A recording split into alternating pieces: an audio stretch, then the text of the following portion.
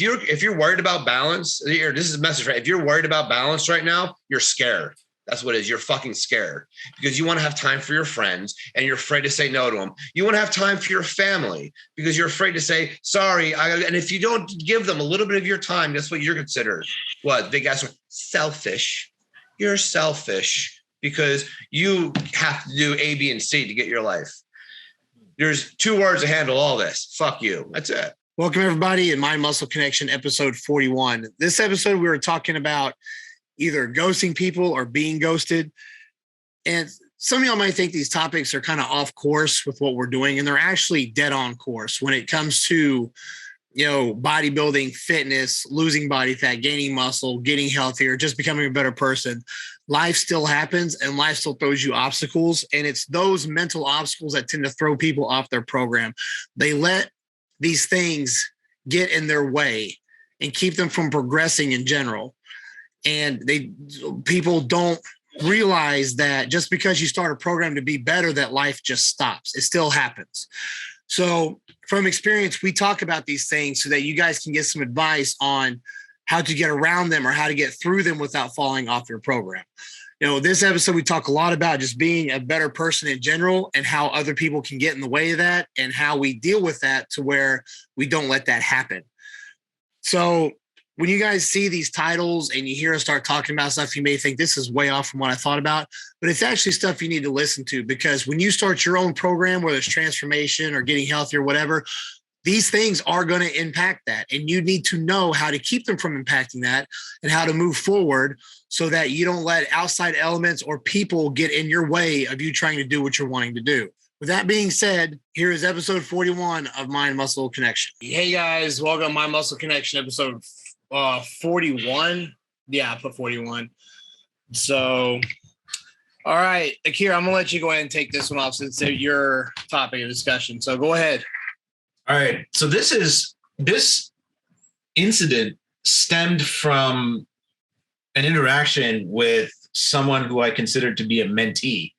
I was playing this mentor role for this individual for a good 2 years, I would say. And we had a very good relationship in that sense, where he would confide and divulge information about himself and what he was going through. He had some health issues. He had some sexual health issues, to be specific. And he was going through a lot of family issues as well. And so he would ask me for advice and what to do. And we go back and forth, and I'd give him some advice on it and tell him and give him ideas. So anyways, that bond lasted up until last night, when I found out that a person who I personally coached, well, I don't want to use the word for free, but it is what it is now that I look about it. When I think about it, I did essentially coach him for free. This guy blocked me on all social media. He blocked my phone number, Facebook, you name it, anything that is under the whole social media umbrella. I'm gone from his contact list, essentially. And reason? I have no fucking idea why. And I'm the kind of individual that likes closure. If you're going to end a fucking relationship with me, at least give me a reason so I can say, okay, fair enough. Wish you the best. Peace out. That's how I want to end things. It's not ghosting. That should never be the case for anybody, because that's just a shitty, dirty ass move that someone who's too afraid to confront and talk about their internal issues or their relationship issues that they're having with the other individual. It's a bitch ass move. And I don't appreciate it one bit. And that's what I want to talk about, is because it's a problem. It's happened to more than one of us. Dibs, you mentioned in the chats, you said it happened to you a bunch of times. Well, actually, I was the guy. I was the envious person. Yeah. Okay. So I want to speak on the behalf of the mind of that person, because I know exactly what that feels like. And I maybe could shed some light on, what's going through his mind. Please do. Please do. Go ahead, Dibs. Oh, yeah, I'm asking. Go ahead. So, I mean, I grew up in a household where I was taught to believe that at 18 years old, life ends. So once you graduate, and this was normal. This was once, and the normal speech of the house was, once you're 18, it's all over. Hey, enjoy it now. Once high school ends, that's it. And the concept is that you're gonna go work for the rest of your life and save money to retire, then die. And that's how I saw my parents and most of the people in my town is they went to work, came home, watched TV, went to sleep. That was the way life went.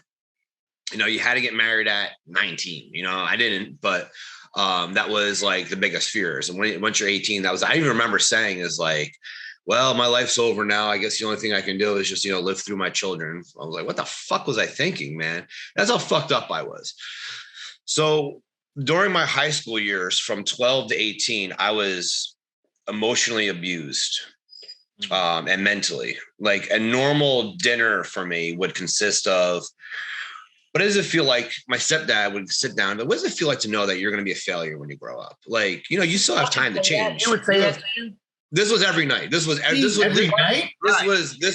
night for 6 years, right? That's torture, man. That's fucking torture. Oh, dude. And then he would make me work on weekends, right? So I would go to school all week. And then on the weekends, I would work with him in these welfare houses. And all he would tell me is, with the grades you're getting, this is where you're going to go. Because I was like a C student. So he was like, with the grades you get. And then even when I wanted to like wrestle in high school, all I cared about was high school wrestling. I loved wrestling as much as I love bodybuilding. Actually, I think more. So I would like save money to go to these wrestling schools. And he would be like, no, you got to save the money. Otherwise, you're going to end up on welfare. That's where you're going already, right? That was it. That was where I was doomed to go. So when I would see my high school buddies, where am I going with all this? I would see my high school buddies, right? So I would see this guy who, his parents bought him his car. They paid for him to go to college. They supported him. They would go to every wrestling match. I never had any of that. So I used to be envious. And I remember even like when we had AIM, my away statuses would be like, man, why can't I be this guy? Because I would watch people be successful and I just watch them and be like, that'll never be me. Hey, the best I'll ever be is number 2. That was actually my motto at 16. I remember saying, me and my brother were like, hey, number 2 is number 1 in our book because we'll never be number 1 because we were brainwashed to be that. So I had most of my high school involved extreme jealousy, hate, and envy.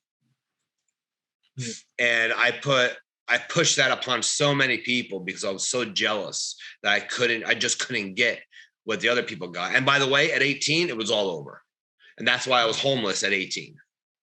So I don't want to say what the guy did was right by blocking you, but what I think is that he has a shit ton of internal dialogue going on, shit ton of stuff that's firing off that you probably know more than I do. And I think that is the core of where the problem is. I think it has nothing to do with your success at all, but it's everything to do with his mind and everything that's probably awakening a past. Probably. Yeah, it's just, I get it. And I know what, this is something that I ruminated over yesterday, and I kind of and this is me managing emotions. And I know, Debs, we did a webinar together about managing emotions. I know, because I put myself in his shoes to just kind of see the world through his eyes and trying to figure out what might have happened.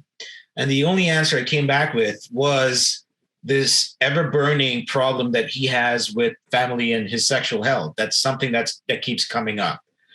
I don't want to get into, but just out of respect for him, I don't want to get into the issues that he's facing with his family and his sexual health. However, the other side to it, this is the other side to it.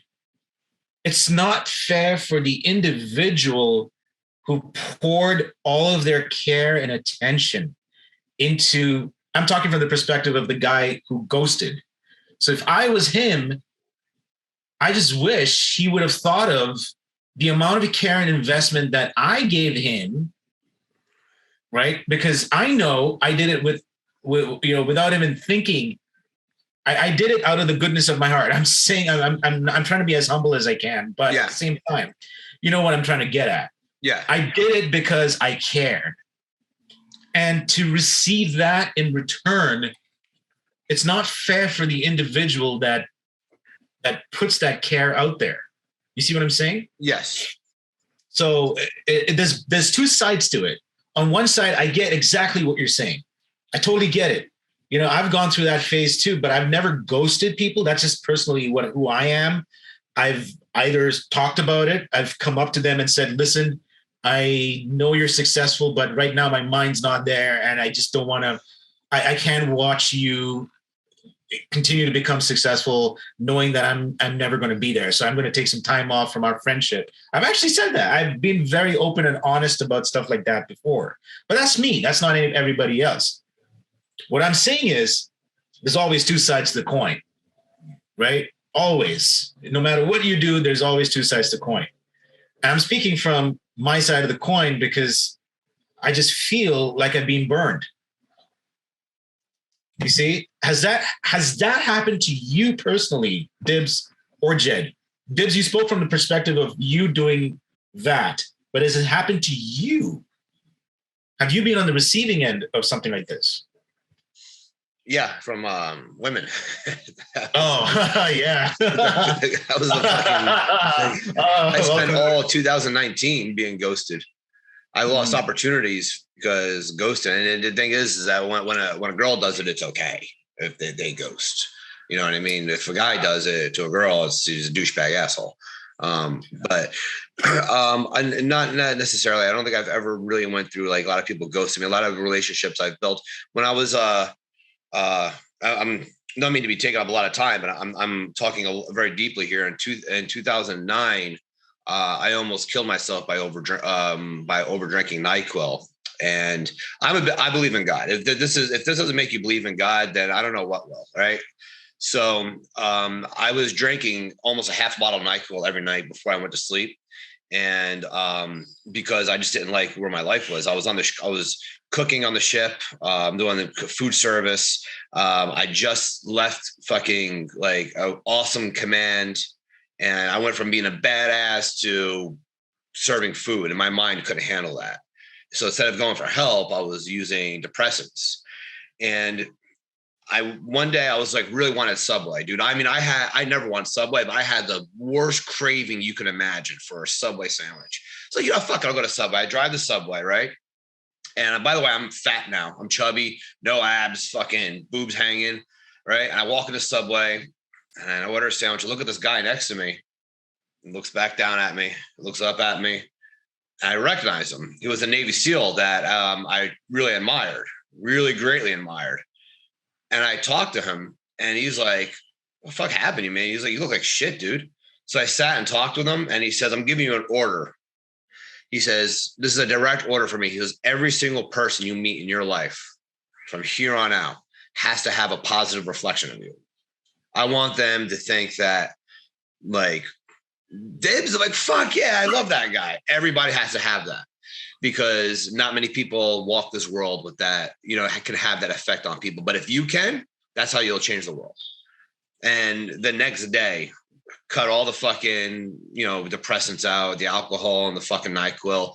I started jogging and I made it my personal goal. So no, I never had that experience because of that moment. And if it wasn't for that moment, I don't think I would have, I think I had a couple months left before I would have either gotten kicked out or went to the cuckoo home or I would have been dead. He hypnotized you, essentially. He gave you a hypnotic command. It's like, I want everybody, I'm giving you an order, right? He shook his finger and he anchored it. He was a chief. Yeah, he was a Navy chief, Navy SEAL, one of the baddest motherfuckers I ever met. He told me that, and that's why I never had anybody ghost me because of that one moment. Everybody who knows me usually mentions me in a positive manner.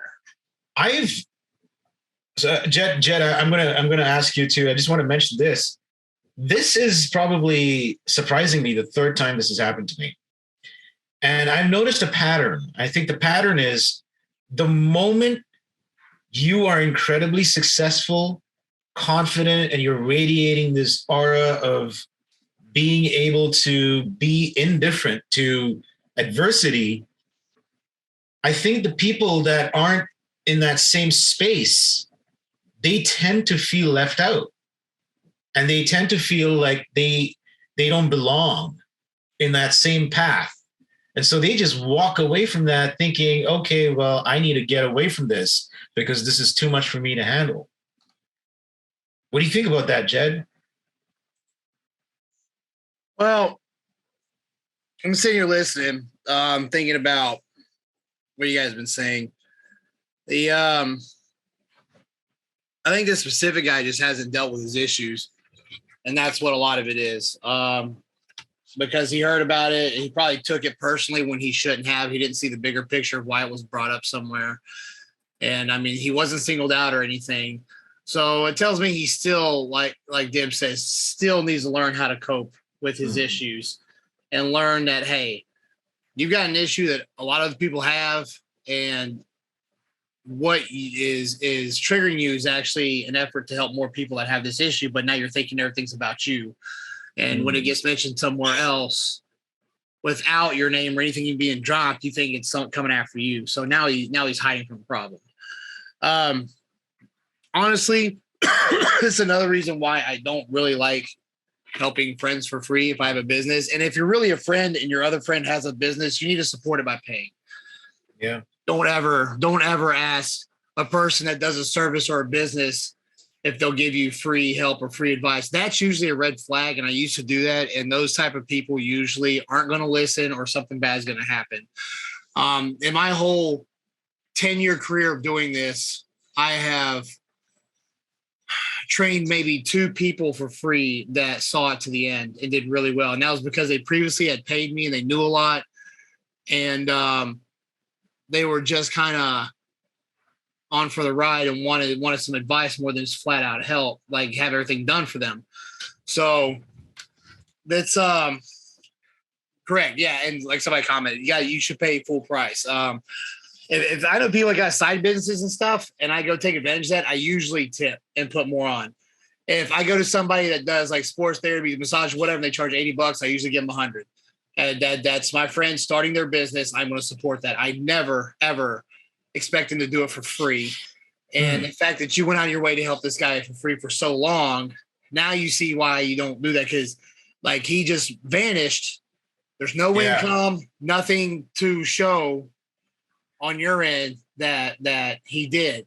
And it doesn't even really look like he was getting better. So, I mean, all that energy and time wasted, you know?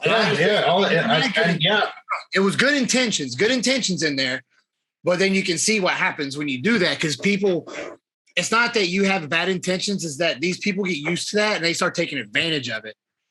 And they have bad intentions and they don't see the value in it, and they won't listen because they don't see the value because they didn't put up any money for it. Absolutely. Lesson learned. I think that's the big lesson that I learned with this whole thing that happened is just, I'm going to stop giving advice for free. I can tell by how this guy acted. I've ghosted people. I mean, even recently, a couple of days ago, I was going through my social media and looking at people I was following. And I was like, why am I following this person? Irrelevant. This person's a distraction. Fuck this. I have blocked people before. Mostly, I don't do it out of anger or spite if I get in an argument with anybody. I don't do that anymore. If they want to hang around and see what I'm doing afterwards, fuck it. Stalk me. I don't give a shit. I can go on my social media and see where people are trying to hide, but seeing my shit. It happens every day. So it's whatever. I block and ghost people that are either getting in my way, they're a distraction, or they're irrelevant. If it was a distraction, but it was somebody that like I needed or somebody that was helping me in the goal, that's different. But if it's like somebody like nothing's going to change if I don't ever talk to this person again and they're being negative, gone. No questions asked. Not even going to try to work it out, because why am I working it out with somebody that's completely irrelevant? And I'm not saying that to be a dick, but you guys and girls that have been in this situation know what I mean when I say a person is irrelevant. They're nothing but causing problems, getting your way, being a distraction, and trying to be on a good friendship note with them is just making your life worse because they have fucking problems. So sometimes you ghosting them could be the best thing, could wake them up. In your situation, I don't think that's the case. This guy is running from stuff that he needs to face. That's what he's doing. It's going to take him a while, man. I've had, in the other situations that I've faced, with the similar outcome is that they've actually called me out of the blue and apologized for what they did. I actually had a guy call me 3 months after he ghosted me. He said, yeah, man, I apologize for the way I reacted, and it wasn't right for me to do that. I was just not in the right headspace, blah, blah, blah. You know what I told him? I said, listen, I accept your apology. I forgive you. But here's the deal. Are we going to continue a friendship? Probably not. We cross paths again. I'm going to say hi. That's about it. You go your way, I go mine. That's where it ends. Because I gave you a chance before, didn't work out. So I'm going to take your apology. I'll say that I forgive you, but I'm not going to continue the friendship. So peace. Good luck to you. Bye-bye. Yeah. That's it. He had some time to reflect, and he realized he fucked up in that situation. Yeah. But what you mentioned with this guy doing, he's not ghosting you because the irrelevance. He's got issues he needs to deal with, and when you tell me the story, I keep getting the vision that he's running from his issues. That's why this ghosting is happening. It's different. So I don't know, man. You just quit getting so fucking butthurt. I mean, fuck if he's listening. Shit, it just sounds like I hope he's listening, man. Because that guy that wasn't personal. Just like, dude, get over it. Fuck. Get over it. But the thing is, I know he's got demons that he's facing, because the only thing I can probably tell you is that this guy runs his dad's motel out in a city called Kingston.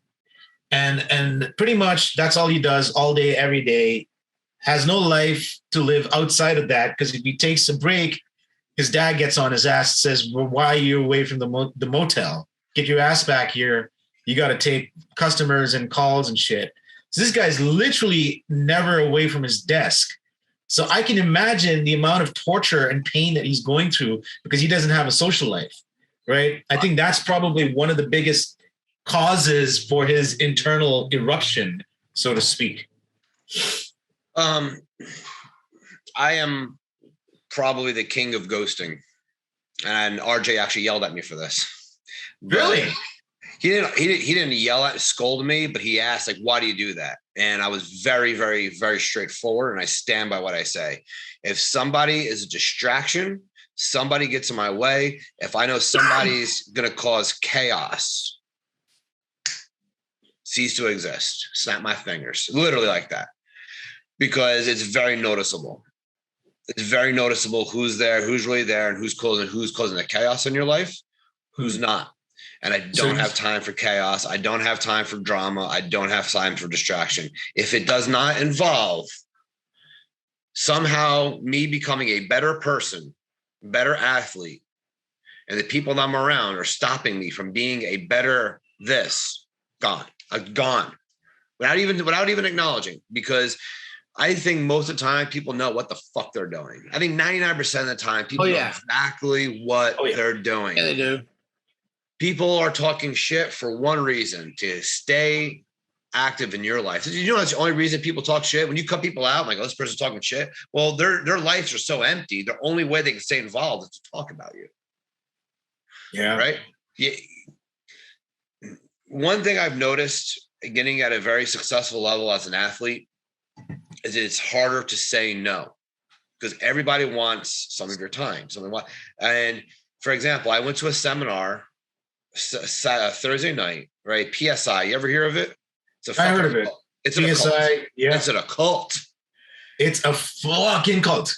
And I was fucking these people up so badly that PSI. I was basically, they're like drawing a square, emotions, this need to have balance. I responded back. I was like, balance. I was like, Kobe Bryant never had any balance. Jeff Bezos had no balance. That motherfucker works more than anybody. Why would I want to have balance?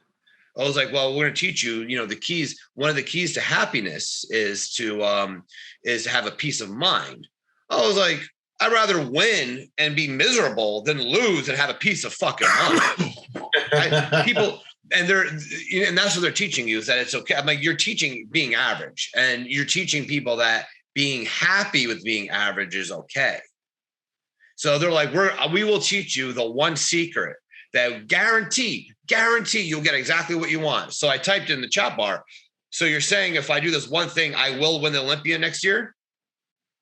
And then all of a sudden, nobody's responding. A lot of people are now Dead silence. Yeah, they're all like, that's it.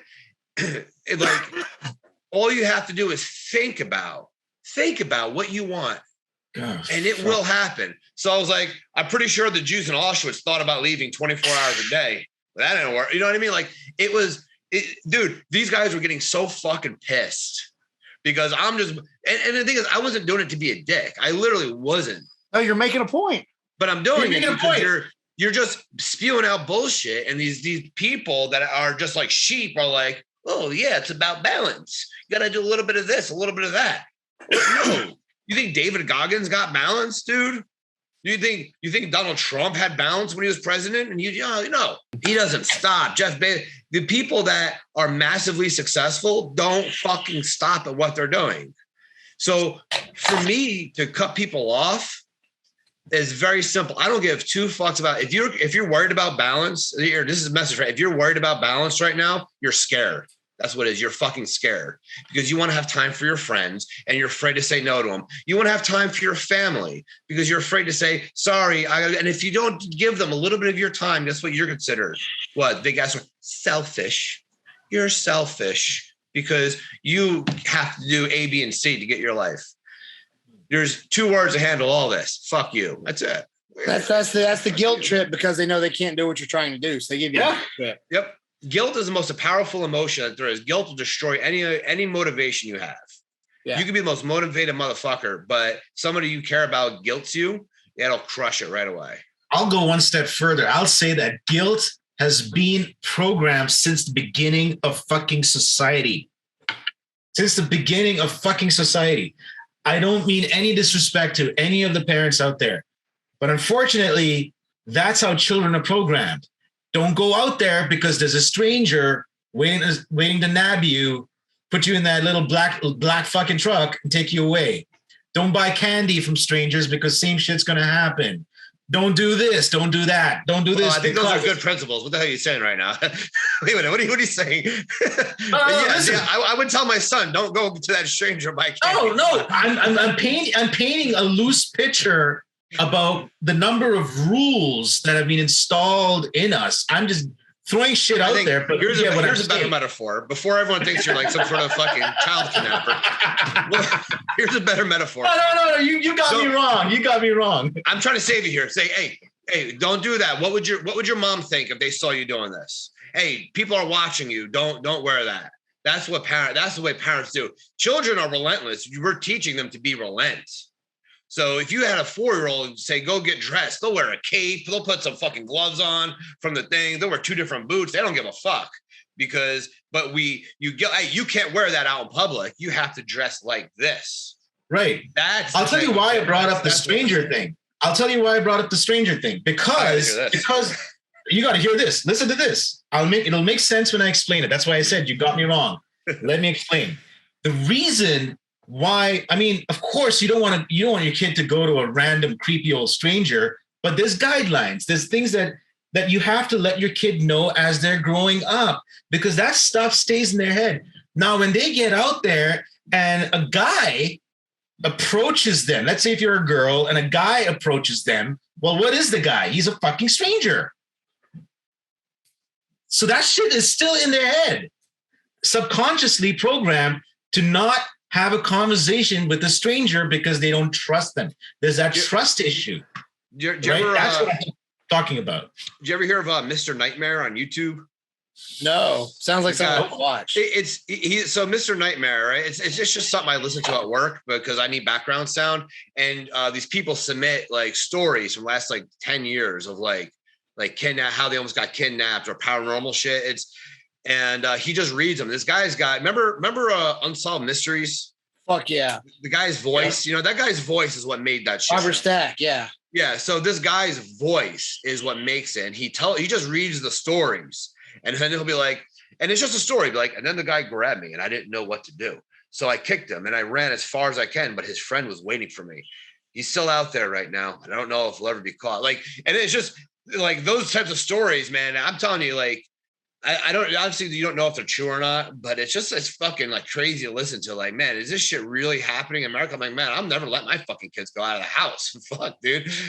But just some kids going to strangers and that moment, yes, I get it. But I'm saying as they grow older, there needs to be some education as to the type of stranger that you encourage them to converse with. You want to encourage the betterment of their growth in terms of going out there and being in front. That's my point. What I'm saying is installing shit right from the beginning and then forgetting about it and letting the kid grow up with that mindset. That's where stuff really begins to take a downturn. How much do you guys think the guilt trips played into going to college? Oh, yes. 100%, man. Guilt trip in school. I went through that. It's like, fucking, if you don't get your grades up. I didn't get guilt tripped at all. I was just told you're gonna fail. You're gonna fucking fail. There was no guilt. It was a straight up command. It was straight up. You're gonna end up on welfare. Like it was Seaside Heights, New Jersey. Is like so many welfare capitals. So my stepdad would just be like, "Yep, going right to Seaside. That's where you're gonna end up, right here." And he would show like all the crackheads and stuff, and he'd tell me, "This is where your life's going. 3 more years." Like that. Like, I wouldn't say luckily, but as I got older, and after I met that, the Navy SEAL, that was a big turning point. And meeting Ross Jeffries was such a huge turning point for me because I saw what I was capable at 20. And then when I heard his story, like he didn't really start fucking, like he was like until his 30s, I think, until he really started to pop off. And I'm like, wait a minute, life's not over yet. And then, I started wanting to become everything that I wasn't supposed to be. And this was like everything, because I think my mom was 16, my dad was 21. They had me at a young age. They both remarried. So now you got this kid growing, this bastard child growing up between them both. And it was like, I always had this feeling, was I really supposed to be here type thing. So I was like, you know what? I'm going to get my bachelor's degree. Why? Because I shouldn't get it. I should be on drugs. This bastard kid, right? I'm going to do 20 years in the military. You know what? I'm not going to be just in the military. I'm going to be a sailor of the year. I'm going to be the best motherfucker here. I'm going to win. I'm going to go to the Olympia, which is what I'm working on now. I'm going to compete at this high level. Then I know what I'm going to do. I'm going to make $1 million because you know what? I should make $1 million. So a lot of the shit that happened to me, you could take it one or two ways. You ever see that meme? The one guy is drunk and alcoholic, and the other guy, he's a businessman. And they asked the businessman, what happened? My dad was an alcoholic. And they asked the other guy, what happened to you? My dad was an alcoholic. So you can either use it or you can let it take you over. And I think I'm an example of that. Well, you know what? The reason why RJ resonated with me is because we walked similar paths when we were young. I walked a very similar path, although my childhood was a bit different than his, but we walked similar paths. And so when he heard my story, it was in him to kind of help me understand what he was teaching, and which is why we came together as friends. Yeah. And I consider him to be a very good teacher and a great teacher because the amount of experience that this man actually has when it comes to rejection, being ghosted, being thrown aside, like he was a nobody. It compares to no one. It compares to no one, and he's gone through that. He is the goat of dealing with dealing with all that pain. And when he teaches, like I've always tried to model his teaching, and that's why I've always gotten compliments. Anytime I've taught a seminar or class, it's because I've always modeled exactly how he taught, using metaphors, using laughter and jokes to get the people going, and just talking like a regular person, but making things understandable to people. And that was what he was super good at. I don't think anybody was ever better. No, I don't think it. And he, by all rights, he's absolutely amazing at what he does. By all rights, I think he's just a very unique teacher, which is what makes him a great teacher. And we're here to talk about, the people that ghost us in our lives, and he's a great example of shedding light into why people do the things that they do, and why people like this end up ghosting friends and family and other people, right? It's incredible. I've learned so much from the guy, and I think Dibs, you've learned a lot from him too, right? Oh, exponential, yeah. Yeah. So what are your thoughts, Jed? Huh? What are your thoughts on what we're talking about right Oh, now?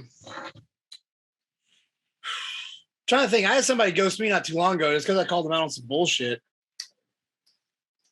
I knew exactly what was going on, and I fucking called them out on it, and they vanished. Yeah. Wait, he didn't even respond to it? He just vanished? No, they vanished, and that shows me that I was probably right. So it was a good friend I've known for a few years too, and well, it really I think the part that bothered me was definitely something that could have easily have just been talked out, or could have been, guys. I mean, I've gotten issues with this person before, and it's been easily worked out, and everything's good. But this one time, they were. I think I was kind of surprised how the way they were acting, because it was not what I expected. I thought this person was a little bit more mature than that to be going through this stage in her life. And so I called her out on it. And I did not do it to be a dick. I actually did it in a very nice way. Was like, I understand what's going on right now. I probably should have cut on to it when the issues were going on, when we were hanging out. I get it. But, you should be past that by now. And Right. you don't need to be doing that, because you don't require validation from anybody. So you shouldn't be acting like this. And, you pretty much ruined a good evening because of that. Because I won't go into the full story, but I mean, what it came down to is this person was looking for validation from people that did not fucking matter. And it was like, why are you worried about what all these people in here think right now? So, I ended on that note, and a couple days later, I was over it. I was fine. I was like, hey, I'm getting ready to catch the plane back. You want to go get something to eat before I leave or whatever. And that's when I realized, oh, she fucking ghosted me on everything. It's like, I must have hit the nail on the fucking head. So I just like left But it. it could have been for the best, dude. You know what I mean? Think of the bullshit. I look at a lot of people, and there's people in the past I've hung on to for a long time, and I don't know why I did. And I look back and I was like, fuck, man, like I should have just cut it off with this person. Yeah. Hey, man, I just should have just stopped talking, or why'd I keep hanging out with somebody? And I think guilt does play a huge role in that. And I think as teenagers, like, I think teenagers specifically, this is a big lesson they can learn is, you say, well, if your friends all jump off the bridge, are you going to? I said, you're probably not, but those friends may guilt you into wanting to go. Like, come on, we're all doing it. And, for the most part, there's one thing I learned from Oprah, believe it or not, is to go with your gut feeling. Yeah. I always go with my gut. If my gut is telling me this is fucked up, it probably is. Most likely it is. What? And it's funny because before this person, I had completely cut people off because it was just going to get in my way to try to work things out, whatever. But when it happened, I was like, that's probably for the best, because this person definitely needs to sit back and reflect on herself a little bit and grow up a little bit. And I think it kind of struck me because like the status she's at and stuff, I didn't expect her to act like that. But I was kind of like, that's cool. And I spent the rest of my time by myself, before I fled. I had a great time. But I just, I don't think my concern is really, will I ever talk to this person again? I think my concern is I hope she realizes like what I was trying to say and reflects and stuff, even if I never talk to this person again. But I mean, it's not holding me down or anything. We were just talking about ghosting. That's the most recent incident I can think of. And I didn't take it as anything negative. I'm not mad at the person. I mean, I wasn't anyway. I understand. I understand. I told them something they needed to hear and did not want to hear, and they're taking it wrong. And all they need is some time to chill out and reflect and be like, yeah, okay, maybe I should have done this differently. That's all. It's not a big deal. I did a 28-day challenge a year ago, February, where every day I got rid of something. It'd be something very, very simple. And the thing was, in order to make room for new things in your life, you have to get rid of the trash, or you have to get rid of stuff that you have to make room for more of the better. And that was the symbolism behind the exercise. And when you realize you have a big, you have to get rid of things in order for better things to come in. You know what I mean? And it's I'm trying to think of the best way to put this. All right, for example, okay, so I cleared out most of my clothes and my things, right? Because my girlfriend and I, our fiance and I are moving. We moved in together. But in order for her to move into this next big chapter, I had to clean out a lot of the stuff that I had to move out. So in order for me to move on to something bigger, I had to get rid of older stuff. And sometimes you have to do that emotionally as well with other people. If you want great relationships with people, how are you supposed to have great relationships with people if your mind is so cluttered with bad relationships or bad emotions, bad feelings? So, if you want something big or you want those big opportunities to come in, you have to get rid of pretty much the trash. And we like to, for some reason, we as humans like to hold on to trash. We like to hold on to things we don't need. Yeah. I think the point that I would like to encourage everybody to pay attention to is communication. And that's what it comes down to. I mean, as humans, we are symbolic, validation-seeking beings. That's who we are. As humans, we have to come to terms with that. But at the same time, burning bridges isn't always the best solution. If you can communicate what's happening, especially if you're in a very long relationship with someone, whether it's a lover, a friendship with someone, a very deep bond that you've had for years and years, and you're thinking of, for some reason, whether it's the other person's bad habits that are affecting you or something that they said that might have hurt you, whatever reason that may be, if you can communicate that with sincerity and clarity, the outcome is a lot better for your mental state of mind, because you can walk away from it. I sell that to any narcissist. There's no way you could do that to a narcissist. Oh, I'm not talking about the other person. I'm saying for yourself. Whatever you say. If I'm trying to break ties with a narcissist, that there will not work. That there, they'll be like, oh, so you're just trying to fucking leave me? Well, we're in the middle of a fucking doing this and you're just going to walk away like that? That's fucked up for you, dude, because you're one fucked up person. They're going to get everything and turn that shit right on you. Sometimes it's better to just block and move the fuck on. I said no to a narcissist. And guess what happened? The guy just fucking left me alone. I'm not even kidding you about this, man. The way I communicated it, I'm telling you because it's worked for me. It may not work for you, but I'm saying it's worked for me. I've communicated with narcissists before. I've dealt with so many narcissists in my life, people that are so egotistical, they think only about themselves. And when I told them that shit, I said, listen, we cannot continue a friendship because I don't think you value the friendship the same way I do with you. And you know what the guy said? The guy said, well, if you think you're any better than me, then fuck that. I said, all right. Okay. If that's what you want, you're saying fuck that. All right. Feel free to walk away. The guy walked away. Not many people have that ability. Sometimes it's better to just cut them off because empath personality types will not. They'll say, oh, you're walking away? Just like you walk away from everything else in life. Quitting, because you're a quitter, right? That's what you are. Just remember that this is what you've always been, and now you're quitting on us. See, I could become a narcissist just like that because I grew up with one. I know exactly how they speak. And how would you respond to that? What? How would you respond to that? What would your response be if they said something like that? I would feel like shit, and I would be guilted in keeping that relationship, and I have before. You see, because I'm a very empath. Despite trying to be a badass all the time, when somebody tries to guilt me into making them think I'm hurting them, I very easily will stop what I'm doing. And I get that a lot from my mom. So that's how my mom's a true empath. So she would get that a lot from my stepdad. I would get that all the time. Every time I try to cut him off, I was never able to because he just called me a quitter. He's like, oh, you're quitting on me, just like you're on everything else, right? Quitting on this whole family. Go, no, it's fine. No, I'm just quitting. The best thing to do is cut him off. Boom, done. Just stop talking. Block. Move on with my life. Sometimes that's the answer. With certain types of people, they when they go through that dialogue, it keeps them from thinking of what mistakes they're making. So when you do just cut them off and they're like trying to get a hold of you, like what the fuck?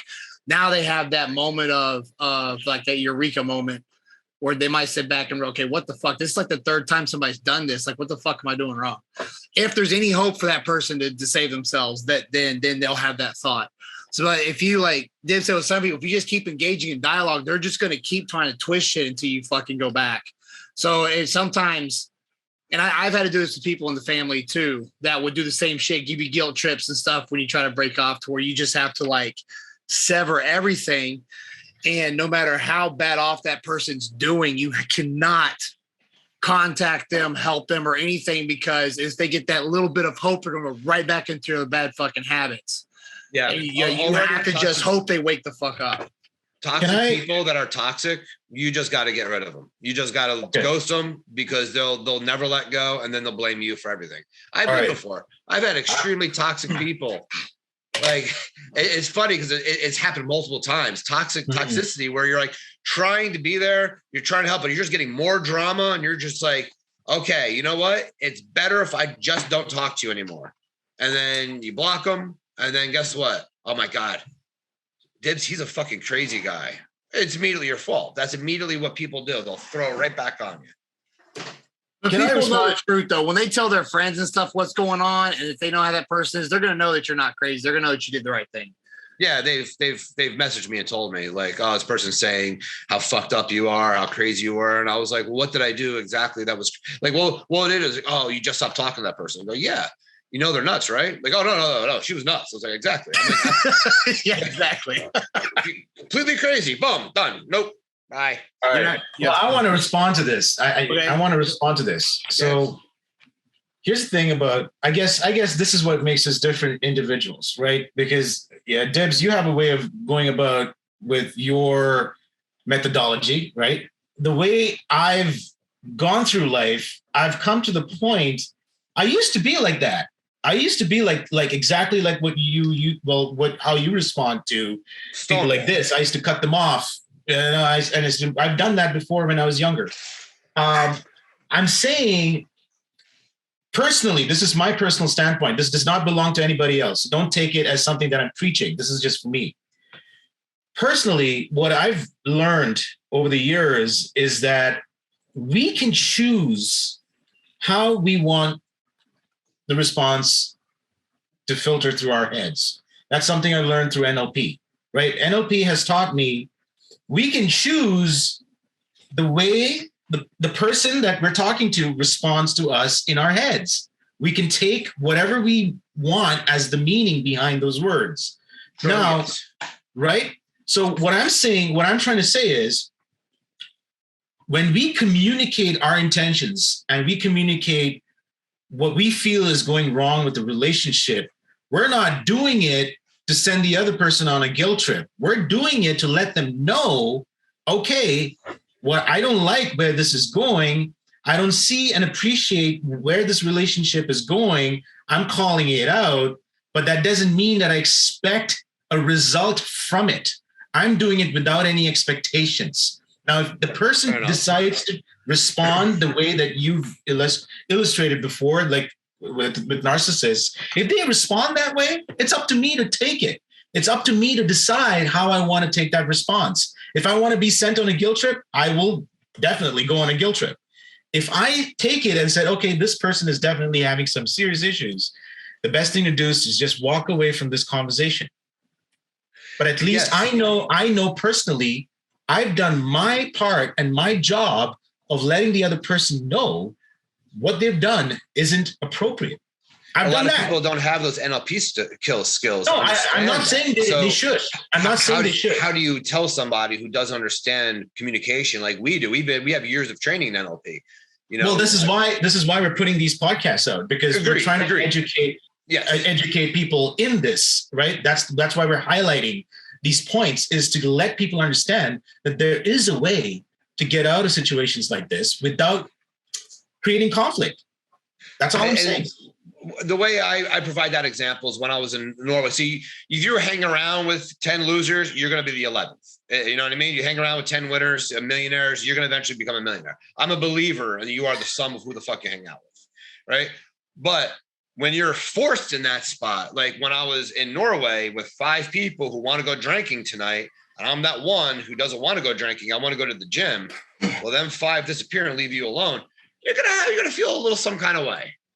Because they throw the guilt trip on you. Oh, you're not, dude, we're in Norway, bro. You should be partying. Dude, come on. You're not having any fun. Why are you going to go to the gym? You're really not going to drink? It takes a very emotionally and mentally strong person to be able to say no. And if you don't know how to say no, you may, it's just one beer. Yeah, and that's what makes us human. It's just this. It's only that.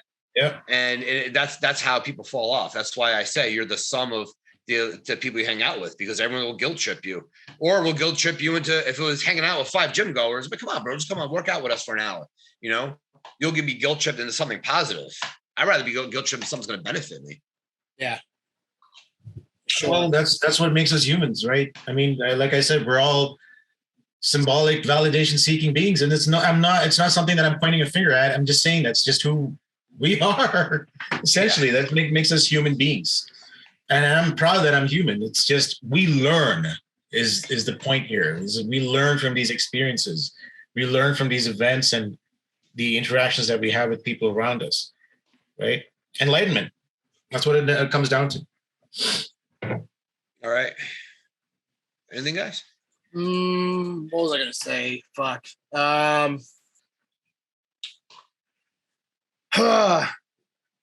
Don't take it as doing something selfish when you're cutting people off. They need to be cut off. Like I said, sometimes cutting that person off is their wake-up call. I do know some people that I have cut off that when I hear about them, I know they're never getting better. But I can at least tell myself that I'm not contributing to them not getting better, and that they're no longer holding me down. So I know we're in the society taught to that blowing people off and stuff is wrong, even though everybody fucking does it. But you need to look at the positive aspects of it. If it's like I said, if it's somebody that's holding you down from what you're trying to do, which nobody should ever do, or if it's it gets to a point of where the longer you're hanging in with this person, are you enabling their habits? So those are some things to think about when you start feeling bad about ghosting people. If you're one that ghosts people because you run from your problems, you need to quit being a pussy and man up and get yourself fixed. So those are 2 reasons why I see people ghost. So A is okay. B, you got some shit to work on. Yeah. You know who you are if you're listening. Oh, I'm sure there's a few people. This is going to hit a few people. There's one last lesson. I'm going to recite what Jed said. Quit being a pussy. That's it. That's it. That is the sum of this 1 hour. Stop being a fucking bitch.